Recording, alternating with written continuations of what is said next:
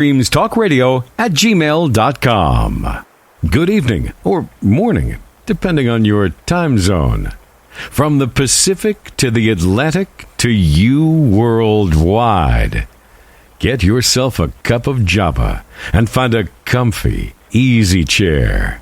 And get ready for Gary and his guest on Night Dreams Talk Radio After Dark.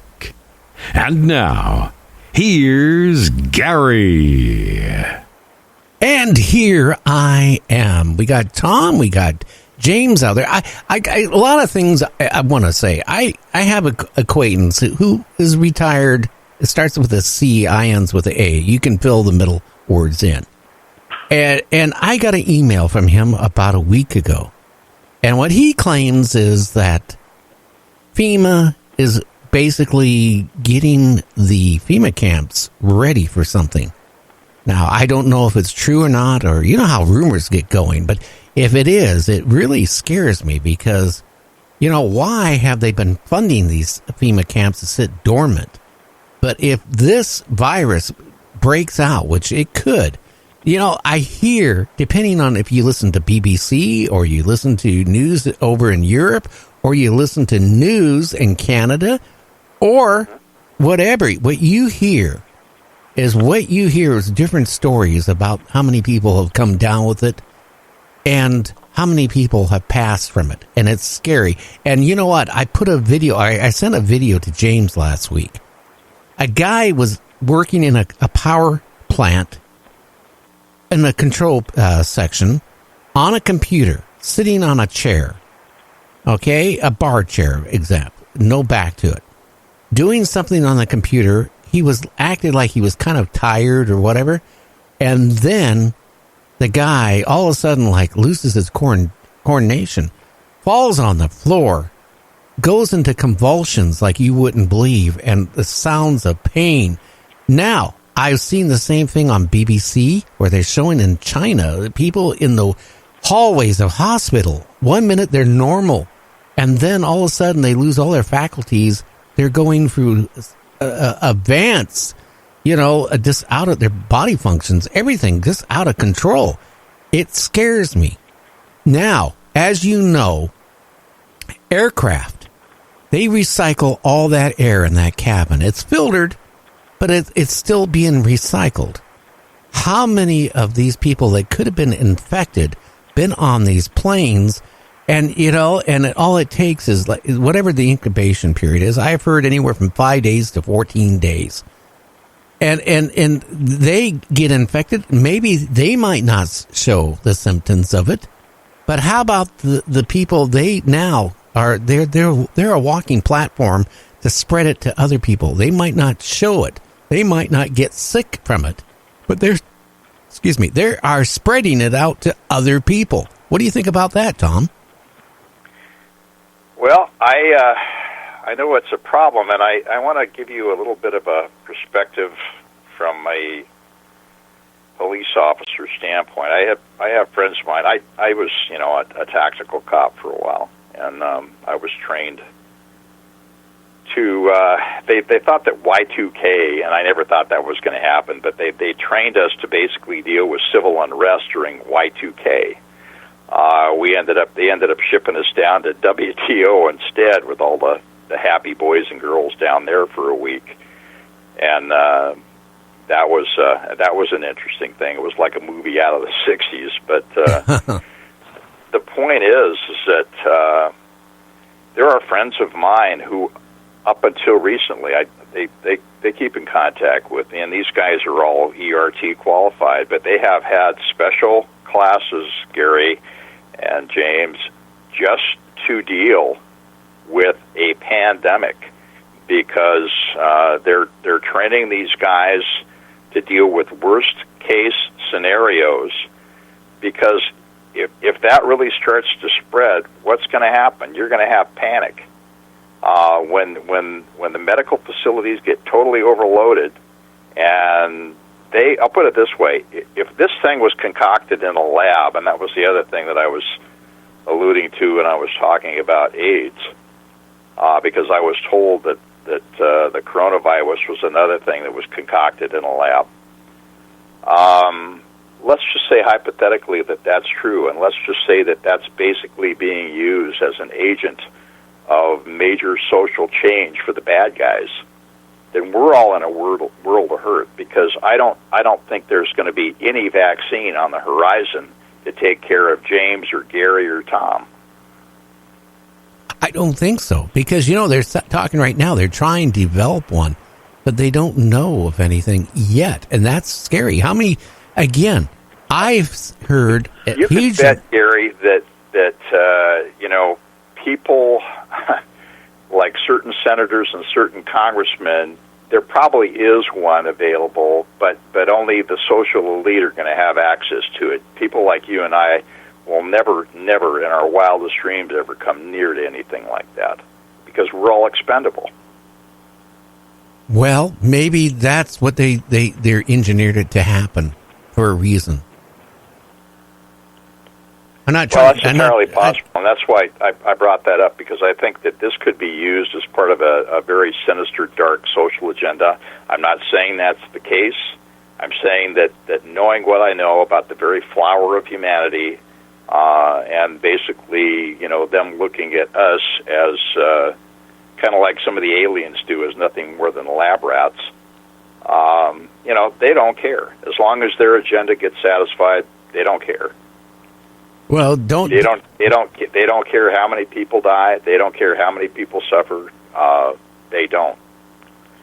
The only thing I could say is, and I hearken back to this is the thing that I talked about before. I know that there is a positive thing out there, and that's one of the songs we're doing called "Here to Make You Feel Good" is about a group of angels that comes down to talk to human beings, to let them know that it's not all for nothing. I know that we get steeped, and I do the same thing, in a lot of the negative crap that's going on out there, and I have to keep reminding myself that there is something more to it.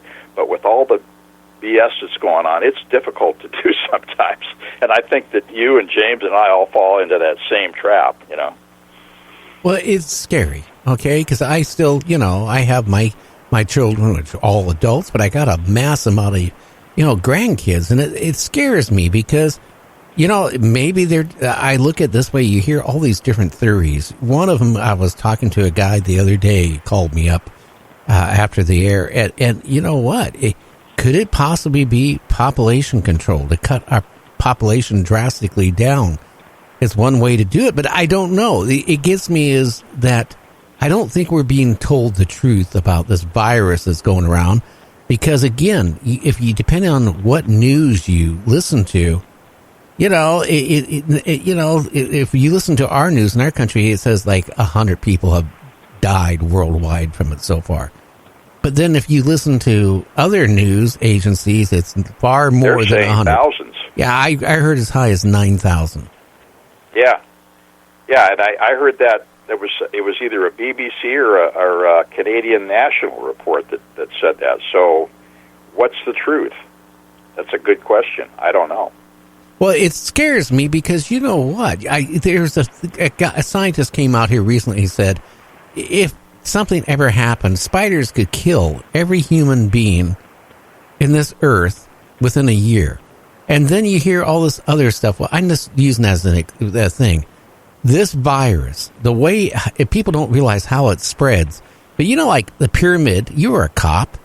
A pyramid, when you make the pyramid up, it's the same way. This virus doesn't just all of a sudden attack a whole bunch of people right away. It just keeps multiplying. And that's the scary part. So you start out with one person, but then he's been in contact with 20 other people. Those 20 other people have been in contact with a whole bunch more people. Now, instead of having one person, you got like 300 people. Those 300 people now, it's spread it. Now you got 900. And it just keeps going. What was that book that Stephen King wrote about that? I can't remember the title of it. They did I'm sorry? The Stand? Yeah, exactly. Yeah.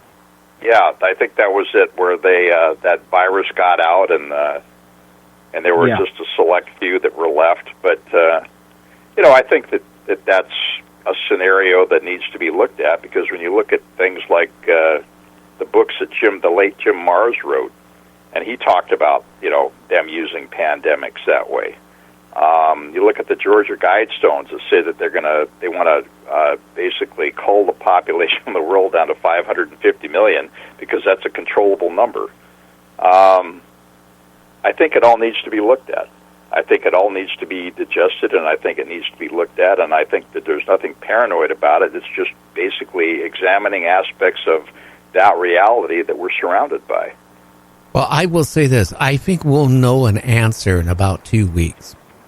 Because I think if it keeps... I think you're probably right. If it keeps multiplying, okay, we'll have the answer in 2 weeks. Because now...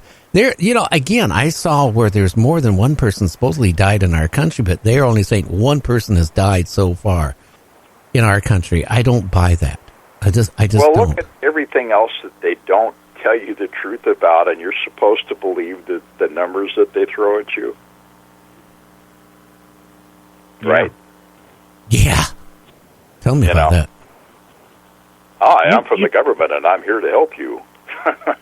Okay. You know that the coronavirus, the one story I report on, supposedly they have a laboratory and clinic there where they were messing around with stuff like that, and one of the theories was it may have escaped from that laboratory.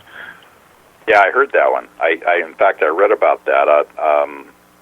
Our graphic artist sends me all of those articles about those things, and I read that one. So you're absolutely right, James.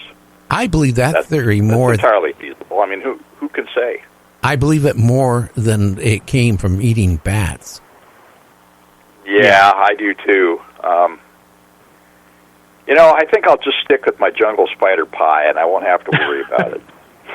Yeah. But if it did come from eating bats, I mean, come on.